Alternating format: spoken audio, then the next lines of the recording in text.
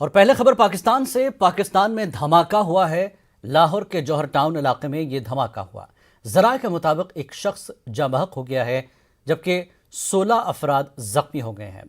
जराये के मुताबिक जौहर टाउन में होने वाले धमाके में एक घर में हुआ जिसकी आवाज़ दूर दूर तक सुनी गई। ये धमाका हाफिज सईद के घर के करीब हुआ है। जख्मियों को करीबी अस्पतालों में दाखिल कराया गया।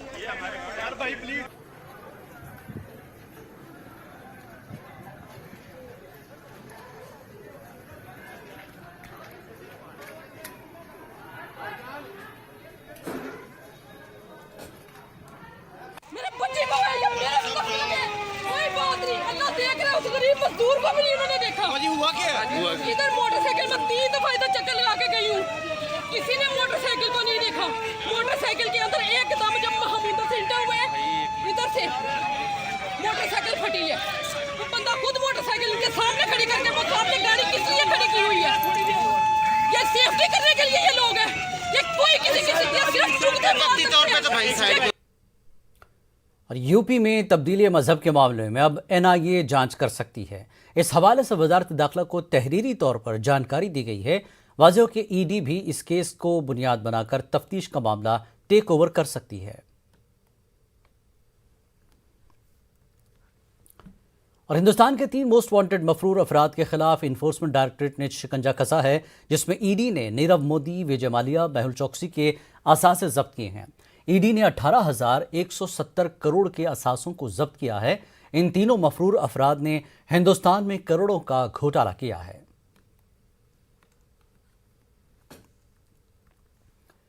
मुल्क के 3 मशहूर फैशन डिजाइनर को ED ने नोटिस भेजा है। इन तीनों को दिल्ली हेडक्वार्टर बुलाया गया है। एक सियासी लीडर के साथ पैसों के लेन देन में घोटाले का इल्जाम है। केंद्रीय जांच एजेंसी ED ने 3 प्रमुख जो फैशन डिजाइनर है देश के, उसको नोटिस भेजा है। अब पूछताछ के लिए दिल्ली बुलाया गया है। अगर इन तीनों फैशन डिजाइनर के नाम की बात करें तो ED के हमारे जो सूत्र हैं वो बताते हैं कि मनीष मल्होत्रा, सब्यसाची और रितु कुमार, जो देश के काफ़ी प्रसिद्ध ये फैशन डिजाइनर हैं, इनको पूछताछ के लिए नोटिस भेजा गया है। और नोटिस भेज करके दिल्ली में पूछताछ में शामिल होने के लिए बाकायदा बुलाया गया है।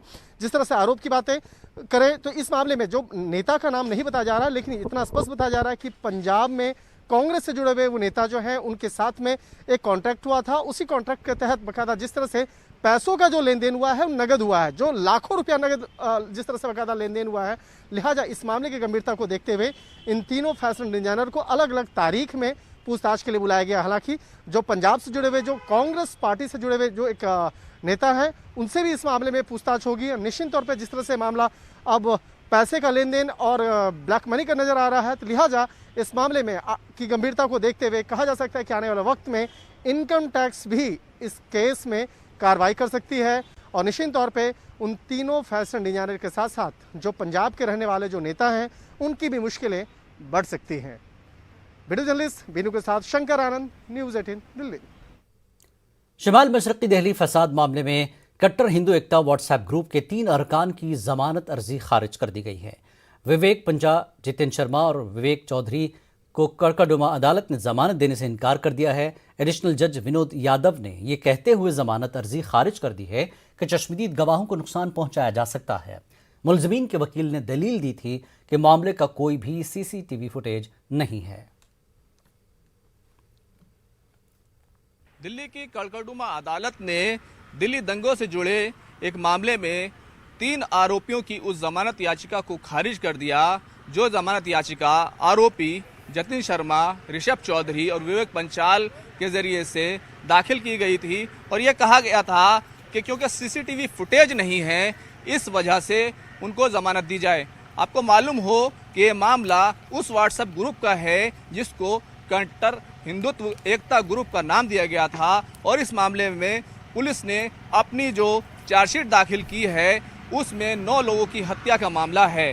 जो जज हैं, एडिशनल सेशन जज, उन्होंने ये कहते हुए याचिका खारिज की कि जो आरोपी हैं और जो दंगाई हैं, उनके ज़रिए से, क्योंकि जब दंगे हो रहे थे जो तो CCTV कैमरे थे और जो उनकी ड्राइव थी, उन सबको तोड़ दिया गया था। इसलिए अगर इनको हमने ज़मानत दे दी तो उसकी वजह से जो ऐनी शाहिद हैं यानी जो आई विटनेस हैं उनको प्रभावित किया जा सकता है, मुतासिर किया जा सकता है, उनको धमकी दी जा सकती है। इसी वजह से जो एडिशनल सेशन जज विनोद यादव ने याचिका खारिज कर दी और इस तरीके से इस मामले को काफ़ी गंभीर माना गया है। कैमरामैन अंकित जैन के साथ खुर्रम शहजाद, न्यूज़ 18 दिल्ली। बाराबंकी मस्जिद मुनहदिम मामले में इलाहाबाद हाई कोर्ट की लखनऊ बेंच ने यूपी हुकूमत समेत कई लोगों को नोटिस जारी किया है, जिसमें साबिक एसडीएम भी शामिल हैं। इन सभी लोगों से कोर्ट ने 3 हफ्ते के अंदर जवाब दाखिल करने को कहा है। 2 जजेस की बेंच ने उत्तर प्रदेश सुन्नी सेंट्रल वक्फ बोर्ड और हशमत अली समेत कई लोगों की तरफ से दाखिल की गई अर्जी पर यह अहकाम जारी किए। वाज़ेह है कि बाराबंकी में 17 मई को गैर कानूनी तरीके से पुलिस ने एक मस्जिद को मुनहदिम कर दिया था। ये मस्जिद 100 साल पुरानी है और इसको लेकर कभी कोई तनाज़ा नहीं हुआ था।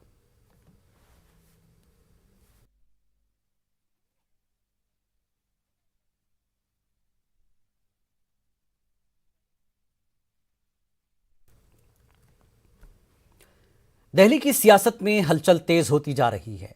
प्रशांत किशोर एक बार फिर शरद पवार से मिलने उनकी दिल्ली रिहायशगाह पहुंचे। पिछले 2 हफ्तों के दरमियान ये इनकी तीसरी मुलाकात है। ज़राए के हवाले से खबर है कि इस मुलाकात में आम इंतखाबात 2024 के हवाले से तबादला ख्याल किया गया।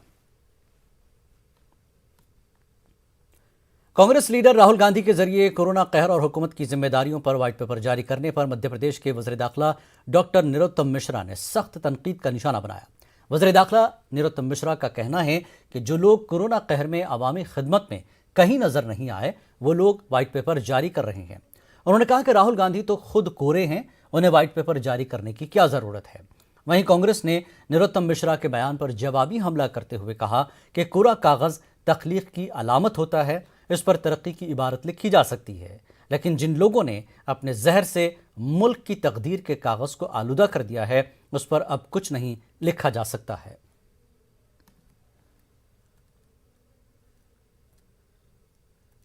राहुल गांधी जी पूरे आपदा के समय, कोरोना की के समय एक अस्पताल में, एक राहत शिविर में कहीं अनाज बांटते, दवाई बांटते दिखे हों तो उन्हें अधिकार है कोरोना पे श्वेत पत्र जारी करने का, अन्यथा कोई अधिकार नहीं है। वो तो खुद ही कोरे कागज है, आके खुद खड़े हो जाए तो श्वेत पत्र ही है। और इसलिए राहुल गांधी जी जरा विचार करो, आपके प्रदेश अध्यक्ष से लेकर राष्ट्रीय अध्यक्ष तक इस कोरोना काल में कहां है श्वेत पत्र, इस पर जारी करो कि आप लोग कहां थे आपदा के समय, तो अच्छा लगेगा। गृह मंत्री ने राहुल गांधी को कोरा कागज बताया और उन्होंने इस सच को स्वीकार लिया कि भारतीय जनता पार्टी के लोग गुदे हुए कागज हैं जिनकी जगह अब डस्टबिन में है। राहुल गांधी निष्कलंक हैं क्योंकि वो कोरा कागज हैं, उन पर नया कुछ लिखा जा सकता है। और मैं ये कहना चाहता हूँ गृह मंत्री जी कि अगर आपकी पार्टी भी में भी लोग कोरा कागज होते तो आपको जो है कैबिनेट के अंदर पाइपलाइन की चोरी और अवैध रेत खनन के लिए लड़ाई नहीं करनी पड़ती।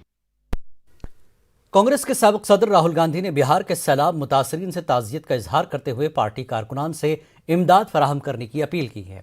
उन्होंने ट्वीट किया कि बिहार के सैलाब मुतासरीन कुंभों से मेरी ताज़ियत, वबा के दौर में यह आफत एक बड़ा सान्हा है। मैं कांग्रेस के साथियों से अपील करता हूं कि राहती कामों में शिरकत करें। हमारा हर कदम आवाम की मदद के लिए उठे, ये ही कांग्रेस के नजरिए की असल शनाख्त है। महाराष्ट्र में आज तीसरे रोज भी नर्सों की हड़ताल जारी है। आज से नर्सों ने हड़ताल 48 घंटों के लिए कर दी है। इससे कबल हड़ताल दिन में 2 घंटे की होती थी। नर्सों ने हुकूमत को इंतबाह दिया कि उनके मुतालबात पूरे नहीं किए गए तो हड़ताल जारी रहेगी।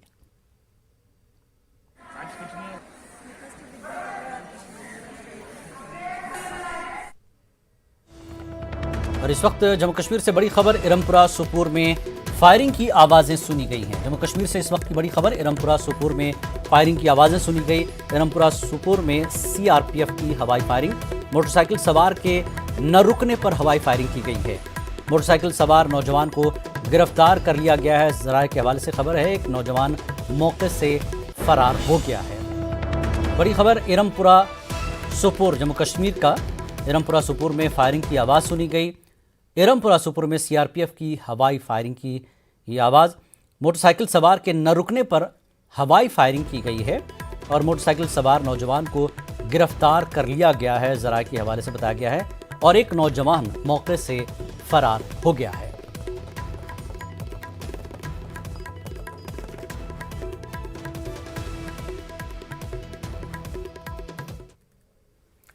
कोरोना और लॉकडाउन के दौरान पावरलूम सनत से जुड़े लोगों ने काफी मुश्किलात का सामना किया है। महाराष्ट्र असेंबली का 2 रोजा मानसून इजलास 5 और 6 जुलाई को मुंबई में मुनक्किद होगा। अबू आसिम आजमी ने कहा कि इस 2 रोजा मुख्तसर असेंबली सेशन में वक्त मिलने पर मालेगांव और भिवंडी पावरलूम सनत की खराब सूरत हाल से भी हुकूमत को वाकिफ कराया जाएगा। हमारे नुमाइंदे मोहिउद्दीन ने अबू आसिम आजमी से खास बातचीत की।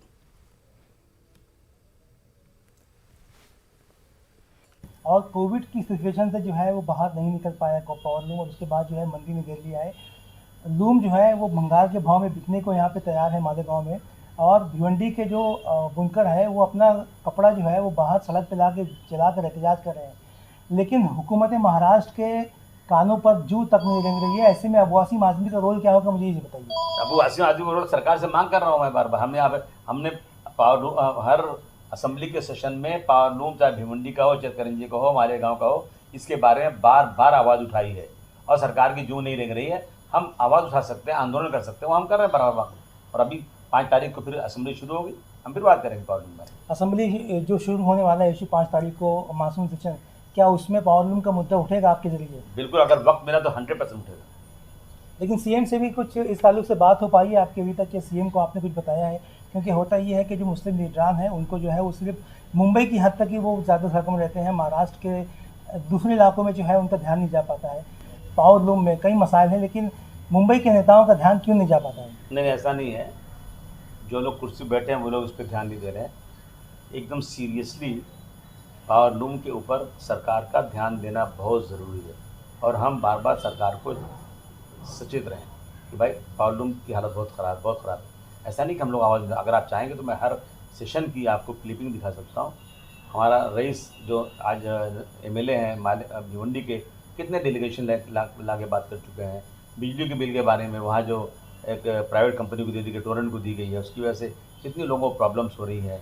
तो ये सब बहुत ही प्रॉब्लम, बहुत कई बार बात की जा रही है, लेकिन इसके ऊपर बहुत ज़बरदस्त तरीके से, जैसे कह रहे हैं ना कि कपड़े जला रहे हैं, इन लोगों को जोरदार आंदोलन करना पड़ेगा तो शायद सरकार जागे।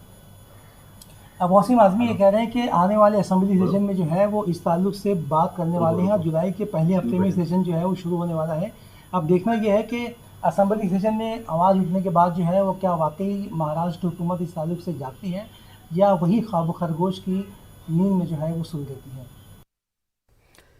मध्य प्रदेश में कोरोना टीकाकारी में तारीख रकम करने के बाद हुकूमत ने जहां फिर से टीकाकारी का महाअभियान 21 जुलाई से 3 जुलाई तक चलाने का फैसला किया है, वहीं आवाम से कोरोना टीकाकारी के जरिए राहतों के दरवाजे खुलवाने की तलकीन की है। वज़ीर दाखिला डॉक्टर नरोत्तम मिश्रा का कहना है कि 100% टीकाकारी होने के बाद न सिर्फ स्कूल बल्कि कोचिंग, सिनेमा हॉल और दूसरे मराकज़ भी खोले जा सकते हैं। क्या कहते हैं वज़ीर दाखिला डॉक्टर नरोत्तम मिश्रा, आप भी सुनिए। मुख्यमंत्री जी ने स्वयं ने कह दिया है वैक्सीन के बारे में कि अगर हमारे 18 वर्ष से ऊपर के जो कोचिंग के विद्यार्थी हैं, उस कोचिंग में अगर सभी को वैक्सीन लगा होगा तो कोचिंग प्रारंभ हो सकती है। 18 से ऊपर के हमारे जो महाविद्यालय के छात्र हैं, प्राइवेट वाले, अगर वो लोग, उनके विद्यालय में पूरी वैक्सीनेशन 100% है तो विद्यालय प्रारंभ कर सकते हैं। टॉकीज के अंदर सर्टिफिकेट वैक्सीन का लेके जाएं, कोरोना गाइडलाइन का पालन करें तो रास्ता निकलता दिख रहा है। बैंड वाले, अगर पूरी बैंड बारात हमारी वैक्सीन की हुई है, दोनों डोज लगी हुई है, तो इसलिए शादी वालों को, टॉकीज वालों को, कॉलेज वालों को, डीजे वालों को वैक्सीन की प्राथमिकता देके अभियान चलाना चाहिए, जिससे हम इस कोरोना से मुक्ति पाएं, मास्क से मुक्ति पाएं और हमारे शादी ब्याह सब उत्सव आराम से हो सके। बेंगलुरु के मुस्लिम इलाकों में भी कोरोना टीकाकारी की मुहिम जारी है। शहर के बिस्मिल्ला नगर में मुफ्त टीकाकारी प्रोग्राम मुनक्किद हुआ। नारायण हरदाली अस्पताल के ताउन से मुस्लिम तंजीमों ने इस प्रोग्राम का इनेकाद किया। बीईटी कॉलेज में मुनक्कदा वैक्सीनेशन कैंप में बड़ी तादाद में लोगों ने शिरकत की और कोरोना का टीका लगवाया। मुंतज़मीन ने कहा कि कर्नाटक के अमीर शरीयत मौलाना सगीर अहमद इरशादी और दीगर अहम उलमा इकराम ने कोरोना का टीका लिया है और आवाम को ये पैगाम दिया है कि कोरोना को हराने के लिए वैक्सीनेशन ज़रूरी है, लिहाजा 18 साल से ज़्यादा उम्र के तमाम अफराद जल्द से जल्द टीका लगवाएं।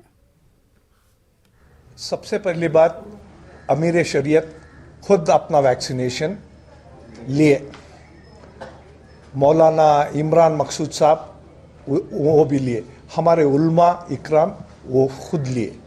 जो भी साथियाँ बैठते थे माइक में अनाउंसमेंट होता था कि वैक्सीनेशन डालिए, लीजिए। ये रिक्वेस्ट हम लोग करे थे, not only in mask, even in temples. चाहे वो चर्च हो, मस्जिद हो, मंदिर हो, सब जगहों में एक्चुअली सामने आके वो बोल रहे हैं कि वैक्सीनेशन लेना चाहिए। कल भी मैं इस्कॉन के साथ बात कर रही थी, उन्होंने भी उधर भी कैंप उन्होंने लगाया था और हर धार्मिक के आगे आ रहे हैं, वो बोल रहे हैं कि वैक्सीनेशन लेना चाहिए क्योंकि वो सबसे आसान और सबसे बिगेस्ट सॉल्यूशन वही है। अभी कोरोना वबा के दौरान बाहमी इमदाद और इंहिसार का जज्बा मुस्तहकम हुआ है। मुल्क इस वबा से मुत्तहिद होकर मुकाबला कर रहा है। टीकाकारी के ऐलान के बाद हम बेहतर ताउन करें जिससे हम कोरोना को मात देने की जानिब कदम बढ़ा सकें। नेटवर्क 18 इस मुहिम में हर कदम पर आपके साथ रहेगा। जब तक सभी महफूज नहीं तब तक कोई महफूज नहीं होगा। इसी सोच की बुनियाद पर हमारी मुहिम संजीवनी का मकसद ये यकीनी बनाना है कि वैक्सीन पाना सभी हिंदुस्तानियों का हक है।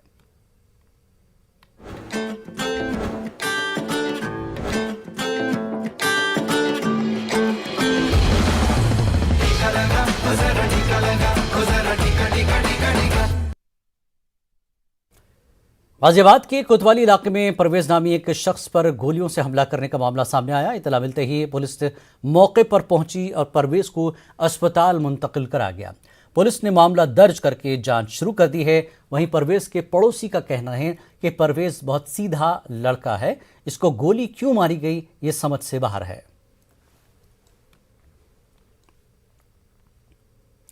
महाराष्ट्र का औरंगाबाद शहर अजंता और एलोरा गारों के लिए दुनिया भर में मशहूर है। आम दिनों में यहाँ सयाहों का हुजूम रहता है, लेकिन अब यहाँ तेंदुए भी दिखाई दे रहे हैं। रात के वक्त रिहायशी इलाके में एक तेंदुए को घूमते हुए देखा गया। इस इलाके में घूमते हुए तेंदुए की तस्वीर सीसीटीवी में कैद हो गई। इसी दौरान औरंगाबाद के इलाके विजयपुर में तेंदुए ने एक शहरी पर हमला किया था। एक दिन में 2 वाक़यात की वजह से लोगों में खौफ बढ़ गया है।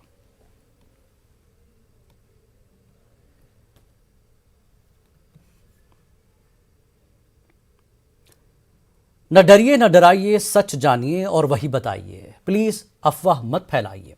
वैक्सीन ही है संजीवनी, इसे अपनाइए। और यही काम कर रहा है नेटवर्क 18, जो फेडरल बैंक के साथ मिलकर वैक्सीनेशन को लेकर बेदारी मुहिम चला रहा है, जिसका नाम है संजीवनी, ए शॉट ऑफ लाइफ, और काम है बेदारी के जरिए कोरोना को मात देना।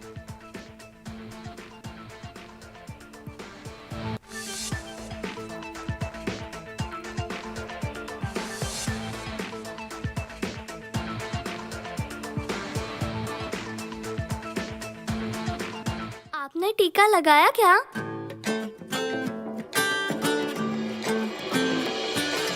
टीका लगा, ओ जरा टीका लगा। जब अपनी बारी आए टीका लगा। टीका लगा, ओ जरा टीका लगा। जब अपनी बारी आए टीका लगा। टीका लगा, ओ जरा टीका लगा। ओ जरा टीका टीका टीका टीका लगाया क्या?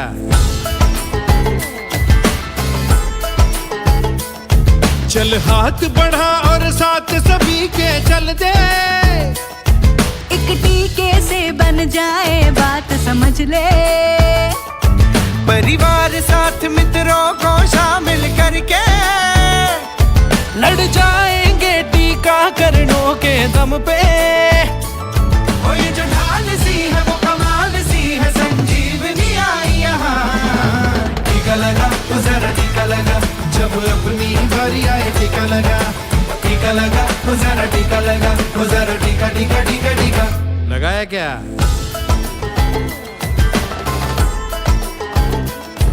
कर अपना भला अपनों का भी होने दे। जब टीका हो भारत के हर कोने में, सब ठीक ठाक हो जाएगा जल्दी से। लड़ जाएंगे टीकाकरणों के दम पे, इतना करोगे तब ही कहोगे आजाद ये होगा जहां।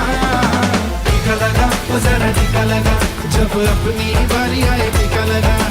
टीका लगा वो जरा टीका लगा, वो जरा टीका टीका टीका टीका लगाया क्या? लगवा ले चुमन जरा सहले सहले, तू सबसे ये कह ले है जनहित में जारी विनती का डरना।